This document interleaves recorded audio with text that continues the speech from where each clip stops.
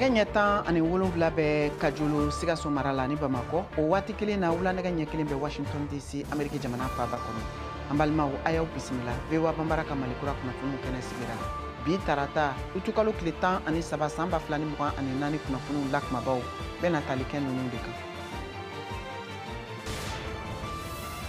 Gawo mara la suron tɛnɛn ka dugujɛ bi tarata sɔgɔmada in na la jɛkulu maramafɛntigiw ka mugu furunta lubi dɔ binna nɛgɛ ɲɛ 11 waati o nɔgɔni fɛ Mali jamana finitigiw ka sanfɛ pankulun hélicoptère caman ani ka fara kɛlɛkɛ drone kan ye wulikajɔ kɛ ka Gawo sanfɛla bɛɛ lajɛlen minɛ ko walasa lakana ka se ka sabati. L'embargo qui a été fait sur le Mali. An kan ka to faralen ɲɔgɔn kan nin kɛra Sénégal jamanatigi dankan Ousmane Sonko ka taama siɲɛ fɔlɔ sen fɛ k'a to Bamakɔ kunun tɛnɛ ani Mali jamanatigi colonel Assimi Goïta kelen kɔfɛ ka kumaɲɔgɔnyaw kɛ min bɛ tali kɛ jamana fila cɛ tariku kɔrɔw kan min ka kan k'u sɔ don ɲɔgɔn na. Benin, Sogobon ani jamana ladala ko kɔrɔw n'a bɛ wele ko Festival de Masque kɛra Porto Novo u ka jamana faaba kɔnɔ nin tile 3 baara minnu sigira u ka jamana ka tariku kɔrɔw ni fɛn kɔrɔw yirali ka Benin jamana kɔnɔ u kɛrɛfɛ jamana caman farafinna b'u kan yira a kɛnɛ kan.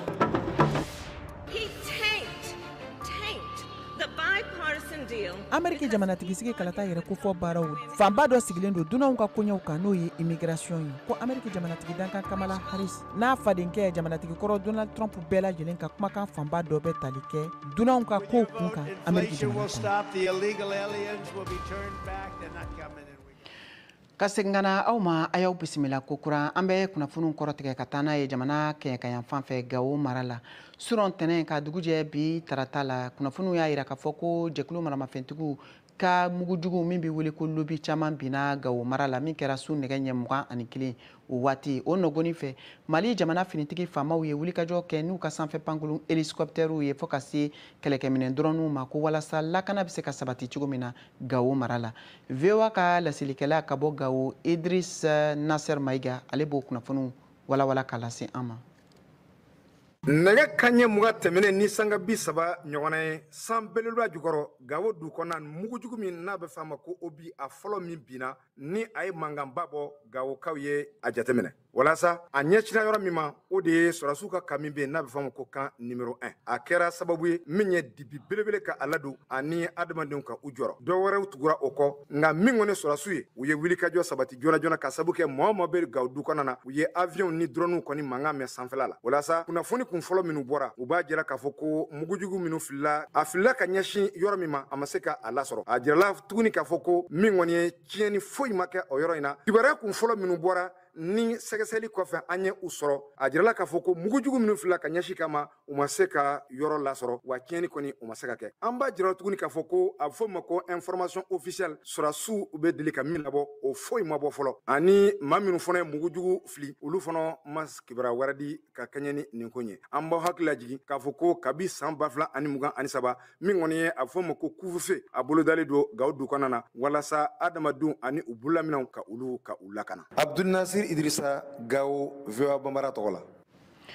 An ka jɛ k'an bolo di ɲɔgɔn ma nin kɛra Sénégal jamanatigi dankan Ousmane Sonko ale ka laseliw ye a ka taama siɲɛ fɔlɔ sen fɛ ka taa Bamakɔ dugu kɔnɔna la Mali jamana kan kumaɲɔgɔnya o donna ani jamanatigi colonel Assimi Goïta ni ɲɔgɔn cɛ min bɛ tali kɛ Mali ni Sénégal cɛ jamana teriya siraw an'u ka tariku kɔrɔw olu taabolow kan walasa basigi bɛ se ka na a fanfɛ yɔrɔw la cogo min VOA Banbara tɔgɔ la Mohamed Danyogo ka bɔ Bamakɔ ale b'o kunnafoniw jalatigɛ an ye. Sénégali jamana ɲama Bassirou Diomaye Faye ale bɔlen kɔ Mali la mɛ kalo tɛmɛnen a ka premier ministre n'o ye Ousmane Sonko ye kunun tɛnɛn ale kɔni tun bɛ heure damadɔ taamana Mali kɔnɔ yan a jiginnen ka bɔ pankuru kɔnɔna la Mali premier ministre n'o ye Choguel Kokala Maïga ye o de y'a bisimila a n'o ye baaraw kɛ sani u k'u senfa ka se Kuluba min ani cɛmancɛ fanga ɲamaba n'o ye colonel Assimi Goïta ye u ye ɲɔgɔn ye u ka kumaw a bolila fɛn minnu kan o ye Mali yɛrɛ ani CEDEAO cɛla gɛlɛyaw ka kumaw bolilo kan Ousmane Sonko an k'ale lamɛn a bɛ mun fɔ ka ɲɛsin o ma. L'embargo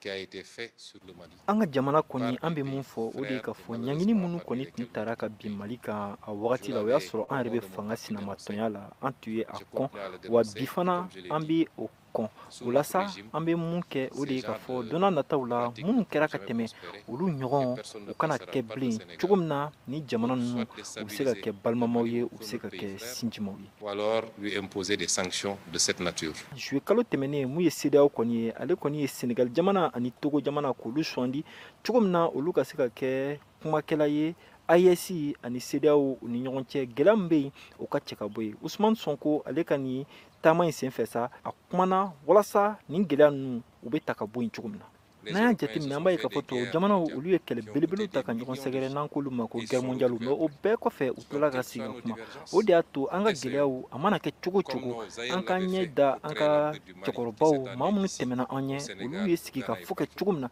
ka pour se qu'on puisse ka faire mali moins yɛrɛ que ka o kɛ et c'est empire ça ye ka o notre bonya préoccupation. o bɔra Mais si un sigikafɔ pays o souverain de comme le kɔnɔna la Mali o de considère y'a to sa que an les bɛ mun erreurs qui ont fɔ été o de ye commises jamana bɛɛ lajɛlen justifient de u ka sa part jɛ qu'il u ka quitte. sigi u Nous ka kuma respectons certes cogo son min na nin souveraineté gɛlɛya ninnu u bɛ et cɛ ka cela ne bɔ yen changera absolument rien badenya ani sinjiya dans u nos bɛ segin relations ka qui na sont u des ni ɲɔgɔn relations cɛ séculaires et fraternelles.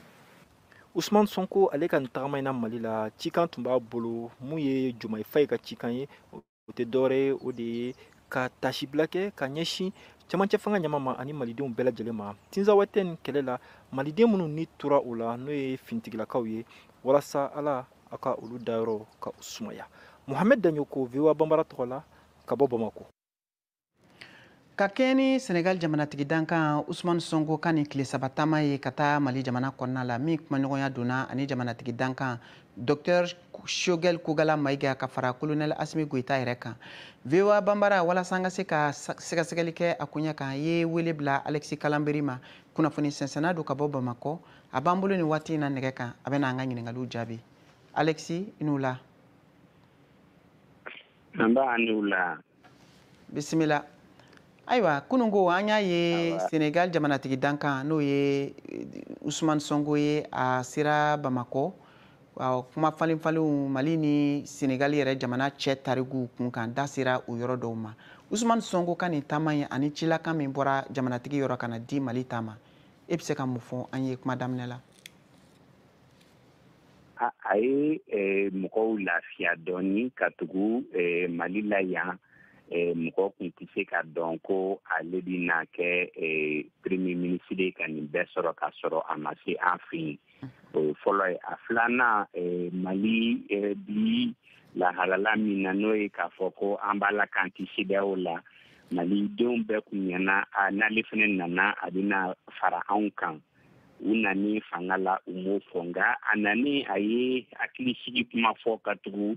a ko ni u tɛna mali diyagoya ka don da foyi fɛ wa ni mali ye lahala fɛn o fɛn ta u b'an kɔ u n'an bɛ baara kɛ ani u bɛna u seko n'u damajira bɛɛ kɛ ka sigiɲɔgɔnya ɲumanya to ani ɲɔgɔn cɛ ne hakili la o ye fɛn o fɛn y'a kunbɛn a y'a bɛɛ nimisi wasa ani a y'a jira bɛɛ la k'a fɔ ko a nakan ka di ayiwa n'i ye jateminɛ kɛ e yɛrɛ ka jati la a bɛna se ka yɛlɛma jumanw don baaraw taabolo la teriɲɔgɔnya siraw fan fɛ senegal ni mali jamana cɛ bawo an y'a ye k'a fɔ gɛrɛntɛ n'o ye embargo ye o sigira mali jamana kan waati min na senegal tun kɛlen don k'a ka dancɛ dɔw datugu u ni mali cɛ e bolo yɛlɛma jumanw bɛna don baaraw taabolo la mali ni senegal cɛ yɛlɛma ba tɛna don a la ka tugu tiɲɛ don n'i ye a jateminɛ an ka feerefɛn fan kelen bɛɛ bɛna ka tɛmɛ senegal fɛ ani sanni feere caman bi an ni senegal ni ɲɔgɔn cɛ ne hakili la o na to ba la yɛlɛma min bɛna don ne hakili la kɔnɔ bi kɛ mali ni CEDEAO de ni ɲɔgɔn cɛ ka tugu kabini an y'a fɔ ko an bɔra CEDEAO la olu ye ko bɛɛ kɛ walasa kuma ɲɔgɔnya ka se ka don an n'u cɛ an ka se ka bɛn a kan an bɛna bɔ cogoya jumɛn na ayiwa jumɛn de an ka hakɛ jumɛn y'olu ta ye an ka bɛn fɔ la an kun ma sɔn hali kuma ɲɔgɔnya ka tɛmɛ an ni CEDEAO cɛ ne hakili la a bɛna o baara kɔni nɔgɔya k'a to walasa an ka sɔn kuma ɲɔgɔnya ma CEDEAO fɛ an ka bɛn kelen na ayiwa n'i y'a jateminɛ Senegal ka laɲini dɔw ka fɔla o bɛ i n'a fɔ Mali ka segin ka don CEDEAO kɔnɔ nka Mali ni Sahel ka jamanaw ka kulu min ni o sigilen don ni Mali yɛrɛ kɛra o ko ɲɛmaa ye nin waati in na n'o ye AES ye o jamana tɔ filaw olu bɛna Usmane Sonko ka taama jateminɛ Mali kɔnɔ cogo di taama min kɛra kununko n'o ye Burkina Faso ani Niger ye. Ne kɔni fɛ u man ka jate dɔwɛrɛ ye ka tugu a kɛra cogo o cogo an ye AES ɲɛmɔgɔya dira anw ma nka a kɔni ka kan o la ni a bɛ taa mɔgɔ fɛ a ka fɔlɔ anw na o kɔni ni ko wɛrɛ bɛ bɔ a la ni taabolo wɛrɛ bɛ ta o de bɛ na jagoya anw de kan ani tɔw ka kuma ɲɔgɔnya n'a ma ɲɛ k'u ye danaya d'a kan ka ɲɛmɔgɔya d'an ma n'an bɛna min kɛ n'an ni maa wɛrɛ bɛnna min na wali ni kuma ɲɔgɔnya min tɛmɛna ni maa wɛrɛ cɛ an de kan ka o da olu tulo kan ka olu tɛ se k'o filɛ jɔnmaaya ye wali ka dɔgɔyama wɛrɛ ye ka tugu u bɛɛ jɛnna n'a ye ka ɲɛmɔgɔya di an ma o ye a fɔlɔ ye a filanan ye ko Usmane Sonko ka kuma la kɔrɔlen hali n'a ma kɛ ni nani sen fɛ u y'a fɔ ko AES ni CEDEAO tɛ ɲɔgɔn cɛ nka n'a ma ɲɛ ko hali n'an bɛ to AES la an ka fila kɛ an taabolo ye. Ni diyara n ye an ka foli b'i ye nin tun ye Alex Kalanbiri ka laseliw ye kunnafoni sɛnsɛnna don ka bɔ Bamakɔ ka tɛmɛ ni kunnafoniw ye an bɛ taa Benin jamana kan bawo a yirala k'a fɔ ko tile 3 taama nisɔndiya fɛrɛkɛnɛba dɔ sigira sen kan min bɛ kɛ n'u ka fɛnkɔrɔw ni sugubon ye n'o bɛ kɛ laadala siraw fɛ ni a bɛ wele nanzarakan na ko Festival de Masque au Benin nin waleya in kɛra tile 3 u ka jamana faaba kɔnɔ Porto Novo wa fɛn min ye Benin yɛrɛ kɛrɛfɛ jamana camanw ye ko olu tun bɛ a kɛnɛ kan a bayɛlɛmali kɛra Nama Jara fɛ VOA Bambara tɔgɔ la ka bɔ Dakar. Nin seko ni dɔnko ɲɛnajɛ n'u ko Festival de Masque n'a bɛ kɛ san o san Porto Novo dugu kɔnɔ Benin jamana na laadafiniw bɛ mɔgɔw la ani dɔnkɛlaw bɛ jirisuw kan ni laada ɲɛnajɛ in ka di dugulenw ni dunanw ye kosɛbɛ k'aw ladɔnniya laadako dɔrɔn tɛ kɛnɛ in kan yan fɛn kuraw fana bɛ yan dɔnkilidala dɔw fana ye mɔgɔbaw dɔw ka masques dɔn Richard Lis Hunsu ye Festival de Masque seko ni dɔnko ɲɛnajɛ in labɛnbaga dɔ ye farafinna tile bi yanfa baaradaw caman y'u yɛrɛ dɔn seko ni dɔnko ɲɛnajɛ kosɔn bi u bɛ jɔyɔrɔba de la seko ni dɔnko yiriwali la sigidaw la fɛn kɔrɔ min tɔgɔ Gelede Benin a lakodɔnnen don diɲɛ tɔnba bolofara min tɔgɔ UNESCO fɛ jango masque minnu bɛ komi Asasa Kunbe o n'a ɲɔgɔnna caman n'u yeli ma nɔgɔn Benin nga u bɛ yera ɲɛnajɛ in kɛnɛ kan a dan kulunɔ ado sentɔji seko ni dɔnko cakɛda min tɔgɔ Vodou Hunve Benin o ɲɛma don. Nos parents avaient caché ça. An bangebagaw tun ye ninnu dɔgɔ nka min tora an b'u sankɔrɔta sisan wa an k'u labɔ k'u jira masque minnu bɔra Vodou Hunve cakɛda la o ye jamanadenw kunnawolo ani u dɔnnen don diɲɛ fan bɛɛ. Ils sont reconnus sur le plan international.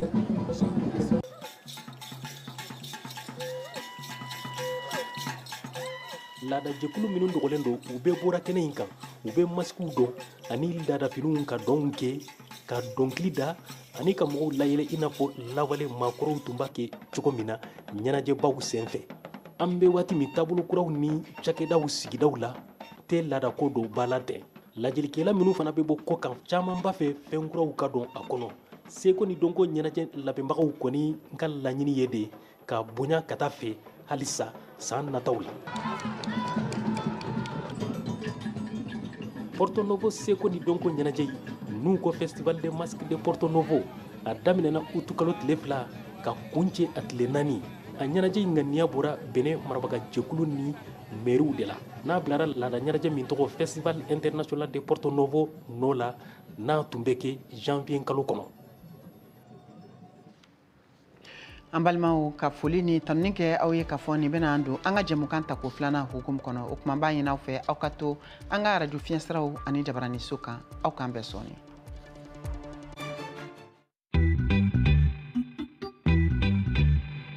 Salut Jenny. Salut Roger. Dans Vous et nous, on parle de sujets qui vous parlent. Dans Vous et nous, Africains et Américains se racontent et se rencontrent. les dernières tendances mode, mais aussi les gadgets indispensables, Les avancées technologiques, l'entrepreneuriat de jeunes, un pont entre l'Afrique et le Nouveau Monde pour diffuser nos cultures. et les bons petits plats. Yum yum, une bonne ambiance avec nos invités. L'émission explore les réussites, les ambitions et les aspirations africaines. Elle montre une Amérique loin des clichés à taille humaine. Vous et nous. C'est vous. C'est nous. C'est vous et nous. ka segin ka na aw ma an ka foli b'aw ye aw bɛ ka VOA banbara ka malikura kunnafoniw lamɛn nin waati in na an bɛ taa ni kunnafoniw ye farafinna gunkana jamana wɛrɛw kan kongo RDC kaw fɛ yen kɛlɛ min ni o bɛ u ka jamana ani Kigali ni ɲɔgɔn cɛ a yirala kunnafoniw kɔnɔ k'a fɔ ka kɛlɛ la kɔlɔsilenba don an bɛ waati min na komi sisan jamana fɛ min kɛlen don kɛlɛban jamana ye ni jamana fila ni ɲɔgɔn cɛ n'o ye Angola ye kɛlɛ min ni a yirala k'a fɔ ko a baaraw daminɛna kabiri waati jan lakɔlɔsili kɛlen don fo ka se juye kalo o laban waati ma o sen fɛ sɛgɛsɛgɛli baaraw y'a yira k'a fɔ ko nin fitinɛ min n'o donnen don Kongo RDC jamana finitigiw ani finitigi jɛkulu min bɛ wele ko M23 ni ɲɔgɔn cɛ min bɛ ka kɛ Kivu o kɔrɔnfɛn fanfɛla la kɛra sababu ye ka maa caman ni bɔnɛ kabiri san 2021 o laban waatiw la a yirala k'a fɔ nin waleya minnu ni olu bi sen na Kivu kɛɲɛkaɲan fanfɛla la bɛnkan baara siraw caman sigilen don sen kan min baara dɔw bolonɔbila daminɛna kabiri utukalo tile 4 ɲinan san kɔnɔ min kunnafoniw dira Kongo RDC jamana ɲɛmɔgɔw fɛ an bɛ taa ni kunnafoniw ye Rusila jamana kan Ukraine jamana finitigiw kɔni yirala k'a fɔ ko olu sera ka don Rusila jamana kan wa u y'a yira fana k'a fɔ ko segin tɛna kɛ olu fɛ cogo si la ko fo Rusila jamana ka sɔn bɛn o lawaleyali sira minnu hakilina talen don u ka sigi sen kan Moscou fɛ walasa bɛn ka se ka don jamana kɔnɔna la wa kɛlɛ min yɛrɛ n'o bennen don Ukraine jamana kan Rusila jamana fɛ ko k'o kɛlɛ ban fewu nka ko foni waleya min hakilinaw tara walasa Rusila jamana ka se ka kɛlɛ lajɔ ma bɔ a sira fɛ foyi tɛna olu kɛ ka kɛlɛ in dalafaga min kunnafoniw dira Ukraine jamana ka ciladenkulu ɲɛmɔgɔ fɛ min bɛ wele ko Georgi Tigri ale fɛ a yirala o kunnafoni kelenw fana kɔnɔna la k'a fɔ ko an bɛ waati min na ko sisan diɲɛ jamanaba caman kɛlen don ka wulikajɔw sabati walasa fitinɛ min ni o dalen don Ukraine jamana kan o bɛ se ka ban wa bolodiɲɔgɔnma baara minnu bɛ o hukumu kɔnɔ n'o bɛ ka kɛ walasa Rusila jamana ka se ka kɛlɛ jɔ baaraw sigilen don sen kan nin utukalo in na kunnafoniw an bɛna n'a ye Ameriki jamana kan yan bawo a yirala k'a fɔ ko jamanatigi kɔrɔ Donald Trump ani ka fara Ameriki jamanatigi dankan Kamala Harris kan ni maa fila bɛɛ lajɛlen kɛlen don k'u ka cɛbɔya lakɔlɔsili baaraw bɛn hakilina siraw ma walasa fitinɛ min ni olu bɛ sigilen sen kan olu bɛ se ka dalafaga diɲɛ ɲɛfɛ a kɛlɛ yɛrɛ kofɔ baara minnu ni olu bɛ sen na ka fara jamanatigi sigi kalata yɛrɛ kofɔ baaraw kan a yirala k'a fɔ ko Donald Trump n'a ka dankan n'o ye J.D. Vance ye olu bɔra ka kunnafoni di kɛ kari tɛmɛlen min bɛ tali kɛ hakilina baara sigilen dɔw kan a ko ɲɛ kan fɛn min ye Kamala Harris ale n'a ka dankan ta ye olu ka wulikajɔ o lawaralen don an bɛ waati min na komi sisadani in na an bɛ to Ameriki jamana kan yan hali bi a kuma bɛ ka fɔ fan bɛ États-Unis ko fanga sina ka ci bɔ Donald Trump ka hakɛw ma kɔlɔsi ani u ma lafasa a ka bɔlɔlɔsira fɛ o kuma bɛ sen na kunnafonisow kɔnɔ an bɛ waati min républicains ka cɛbɔ jamanakuntigi kalata la Donald Trump yɛrɛ y'a fɔ siɲɛ fɔlɔ la sibiri tɛmɛnen a ka bɔlɔlɔsira fɛ n'o ye Truth Social ye o la a y'a fɔ ko bɔlɔlɔsiraw cakɛdaba n'o ye Microsoft Corporation ko bɔlɔlɔsira caman hakɛw ma lakana wa Iran jamana marabaga jɛkulu sera ka don bɔlɔlɔsira caman kɔnɔ k'a sɔrɔ a ma yamariya nka Iran jamana ɲɛmaaw ma sɔn jalakili ma Donald Trump ka bɔlɔlɔsira lakanabaliya in kosɔn a jirala k'a bɛ komi u ye sɛbɛn min sɔrɔ a kɔnɔ o bɛ a ka cɛbɔ dankan in de kan n'o ye J.D. Vance ye kari tɛmɛnen a yɛrɛ y'a kuma fɔ kunnafoniw kɔnɔ nka kumaw banbannen tun bɛ jamanakuntigi kalata in de kan jabaraniso min tɔgɔ ABC a ka jamukan min bɛ wele This Week o y'o ka sénateri J.D. Vance jalakiliw minnu tun bɛ a ka politiki tɔn ka politiki taabolo kan ka kɔrɔ a ye caman nkalontigiya a ye wele kɛ fana ko jamanadenw k'u janto nanbaraw la jamanakuntigi kalata in na n'a bɛ démocratiw hakili la ka kɛ Why are we talking about inflation? Munna an b'a fɔ fɛnw sɔngɔ ka gɛlɛn munna an t'a fɔ dumunifɛnw sɔngɔ gɛlɛyara Kamala Harris ka politiki de kosɔn États-Unis sɔrɔ ko barow kɛra kan sibiri tɛmɛnen ɲɔgɔn ɲɛba dɔ senfɛ Las Vegas, Nevada mara la Kamala Harris tɔgɔ la. My promise to everyone here when I am president, we will continue our fight. Ne bɛ layidu ta aw ye bi yan. Ni ne kɛra jamanakuntigi ye, ne bɛ taa ni bololabaarakɛlaw ka dɛmɛli baaraw ye, i n'a fɔ ka dɔ fara u ka saraw kan, ka taxi b'u kan, ani minnu bɛ baara kɛ hôteliw la. And eliminate taxes on tips for service and hospitality workers. Donald Trump yɛrɛ ye layidu kelen ninnu de ta k'a kɔrɔ bololabaarakɛlaw ye, o la a ye Kamala Harris jalaki k'a y'a ka politiki taabolo suɲɛ. Hali n'a y'a sɔrɔ mɔgɔw bɛ ka Kamala Harris wele a ka ɲɛfɔli jɔnjɔn kɛ a ka sɔrɔ ko fɛɛrɛw kan, nka o bɛɛ n'a ta a ka campagne in taabolo ka fisa démocrates ka sénateur ka kumafɔ la. Ami Klobuchar, ABC Jabarani So nka jamukan in senfɛ. She has ignited the A country, ye starting jamanadenw in lawasa Philadelphia. ka damina Philadelphia fo ka taa bila Wisconsin. A ka ɲɔgɔnɲɛba senfɛ Arizona, mɔgɔw ba 15 ni ko bɔra ka kokɔrɔma dɔn. Bawo bi mɔgɔw b'a fɛ ka taa ɲɛ de. Moving forward.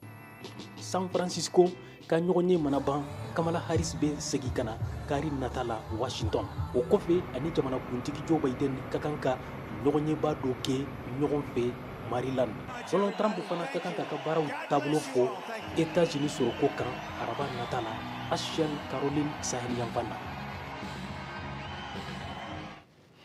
An bɛ to Ameriki jamana kan hali bi min bɛ tali kɛ Ameriki jamanatigisi kalata yɛrɛ ko fɔw kan. Jateminɛliw y'a jira k'a fɔ ko ɲinan kalata a bɛ ka kɛ dunanw ka hakɛw kan ni o bɛ wele ko immigration min y'a to jamanatigi dankan n'o ye Kamala Harris ye ani ka fara fadenkɛ Donald Trump kan ni maa fila bɛɛ lajɛlen k'u ka kalata kumakan fanba dɔw bɛn dunanw ka koɲɛw ma min bɛ wele ko immigration nanzarakan na. Kayatu Tarawele, VOA tɔgɔ la ka bɔ Washington. Yɛrɛ kofɔw senfɛ jamanakuntigi dankan Kamala Harris ye a ka kiiri ɲɛmɔgɔyaw dɔnniyaw bila a ɲɛ, misali la k'a to district procureur la ani Californie procureur ɲɛmɔgɔyaw la. Kamala Harris démocrates ka muso bɔ.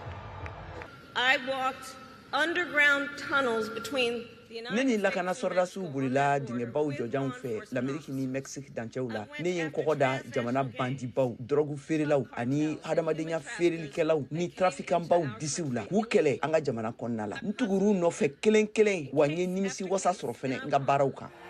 A ka fanga senfɛ Donald Trump l'Amérique jamanakuntigi kɔrɔ ye kokobaw jɔ ka l'Amérique datugu. O kɛra sababu ye ka dɔ bɔ kɛlɛɲɛbolilaw minnu bɛ yamaruya hakɛw ni sɛbɛnw ɲini ka sigi l'Amérique jamana kɔnɔna na kosɛbɛ ani ka danatigɛli dɔw lawaleya min bɛ denw fara ka bɔ masaw la. Donald Trump républicains ka cɛ bɔ. This November, the American people are going to compare these. Novembre kalo la l'Amérique faso ɲɛmaw bɛna taabolo ninnu da ɲɔgɔn ma k'a lajɛ. U bɛna fɔ Harris dancɛ masa ye baara kolonba de kɛ. E ye maloyaba de ye an ka jamana bolo. Wa y'i bila la. Taa ka bɔ yen. An y'i gɛn. Bɔ yan. Get out! Tunga kunya ye tabulu gelenpa di ni jamanakuntigi ɲini kalata nata ninnu na. Chicago cakɛda min bɛ wele ko Chicago Council ye sɛgɛsɛgɛli dɔw kɛ. A sen fɛ mɔgɔ ɲiningalen 100 50 ɲɔgɔnna ye a jira k'a fɔ ko tungadenw cayali ye kojuguba de ye l'Amérique ma. Hakaja l'Amérique fasodenw dɔɔni faralen a tilancɛ kan jatew bɛ kokow bilali u dancɛw la ani l'Amérique lakanakɛlaw bilali l'Amérique ani Mexique dancɛw la kɔkɔrɔma don. A caman fɛnɛ ma sɔn tungaden sɛbɛntanw gɛnni ma ka bɔ l'Amérique jamana kɔnɔ.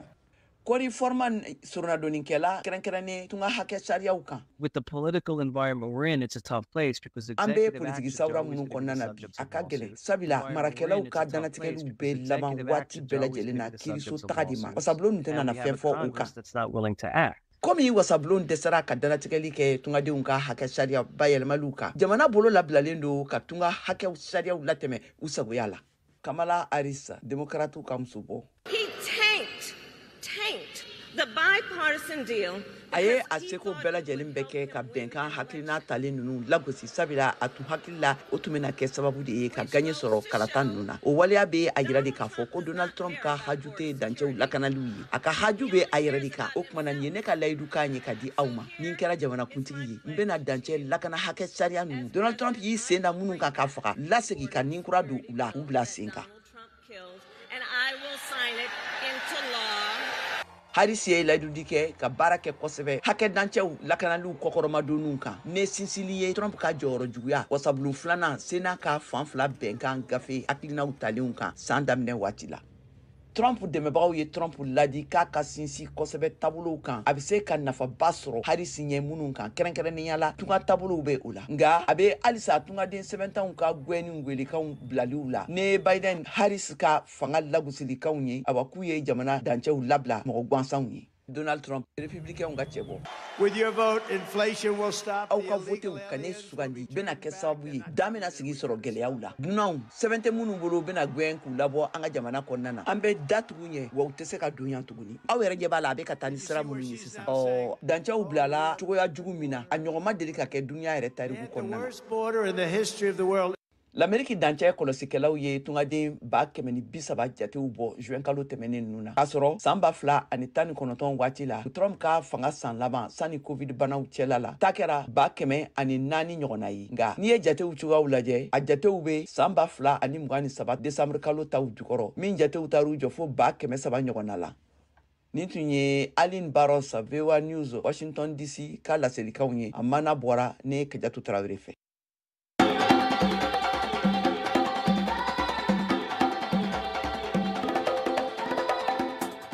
ka da nin kan an bɛna Siyaka Tarawele ka farikolo ɲɛnajɛ o kunnafoniw lase aw ma. Basketi sanfɛcilu bunagun kan Coupe du Monde bafɛl ngɔni wɔɔrɔ ɲɛbila ɲɔgɔn dan kun fɔlɔw n'a bɛ fɔ éliminatoire préqualificatif n'a bɛ diɲɛ basketi tana musomaninw kɔrɔbalenw kofɔ ni uti kalo tile 19 don ka taa bila a tile 25 la Mexique jamana kan Mali forobatɔn degeli karamɔgɔ Umaru Sidiya ka fɔ la a bɛ n'a fɔ Coupe du Monde fitinin don o de la Mali ye tile 2 labɛnni do sigi sen kan o kɛra badenya ɲɔgɔndan ye Mali ni Rwanda ni ɲɔgɔn cɛ Palais des Sports Salamatu Maïga la Bamako a ɲɔgɔndanw tana juma tɛmɛnen uti kalo tile 9 ani kari tɛmɛnen uti kalo tile 11 a ɲɔgɔndan 2 bɛɛ la se kɛra Mali musow ta ye don fɔlɔ Mali kurubi 9 Rwanda kurubi 87 don filanan Rwanda kurubi 79 Mali kurubi 91 Mali degeli karamɔgɔ Umaru Sidi y'a yira ko Mali bɛna jɔyɔrɔ fa Mexico kɛnɛ kan. Match fila an y'a dabɔ évaluation de kama. Évaluation ye mun ye? An b'a fɛ k'a lajɛ jɔn bɛ se ka don équipe nationale la, jɔn tɛ se ka don. Parce que mɔgɔ caman b'an bolo mais olu bɛ se ka na parce que u n'u ka club ma ɲɔgɔn faamuya naani la. Olu nana an dalen don u la, olu ye baara fana kɛ, baara ɲuman yɛrɛ. Match fɔlɔ an ye difficulté ba de sɔrɔ a daminɛ kuma parce que Rwanda tun b'a ɲɛ kosɛbɛ. Mais après denmisɛnninw nana ka fugu sɔrɔ, ka orgueil sɔrɔ, ka baara kɛ pour que u ka match gagne. Ni fana expérience wɛrɛ denmisɛnninw bolo, an yɛrɛ bolo. Mali basket tana musomani mɔgɔ 20 de y'u niyɔrɔ ta badenya ɲɔgɔn dan 2 ninnu na minnu kun cɛra Mali ni Rwanda ni ɲɔgɔn cɛ mɔgɔ 20 in na 12 de bɛna ta ka taa Coupe du Monde éliminatoire préqualificatif la Mexico. Umaru Sidiya Mali degeli karamɔgɔ comme mɔgɔ 12 de bɛ jouer match o match la mɔgɔ 20 de b'an bolo 12 jouera fɔlɔ la 8 mun tora naani faral'u kan o match fila senfɛ ne y'a fɔ cogo min na an hakili bɛ mɔgɔ 12 la mun bɛ se ka an dɛmɛ kosɛbɛ non mɔgɔ si tɛna bɔ kɔfɛ tuguni a bɛna gɛlɛya dɛ parce que tiɲɛ yɛrɛ la u bɛ kaɲi an yɛrɛ de bɛna kuma sɔrɔ k'a f'u ye pour que u kana dimi choix ko de don bɛɛ tɛ se ka taa diyagoya fo an ka 12 de ta an tɛna kɛ ni loterie ye dɛ mais an bɛna critère dɔ de don a la parce que an laɲini ye mun an ka équipe équilibrée de sɔrɔ c'est à dire menez'u ka sɔrɔ ailieriw ka sɔrɔ pivot ka sɔrɔ donc an tɛna se ka bɛɛ kɛ pivot ye a bɛɛ kɛ ailier ye donc an bɛna équipe équilibrée de ɲini Mali ni Rwanda ka badenya ɲɔgɔn dan ninnu 2 ye sifilɛ belebelew de ye ka kɔn Mexico kɛnɛ ɲɛ VOA Bamara tɔgɔ la Bamako Siyaka Tarawele ka laseli don. An balimaw a y'a faamu cogo min na ni de bɛna dan sigi aw ka bi Malikura kunnafoniw na an ka foli ni tanuni bɛ aw kelen kelen bɛɛ lajɛlen ye k'aw to aw sigiyɔrɔw la aw ni ce aw ka kulomajɔ la aw k'an bɛɛ waati wɛrɛ.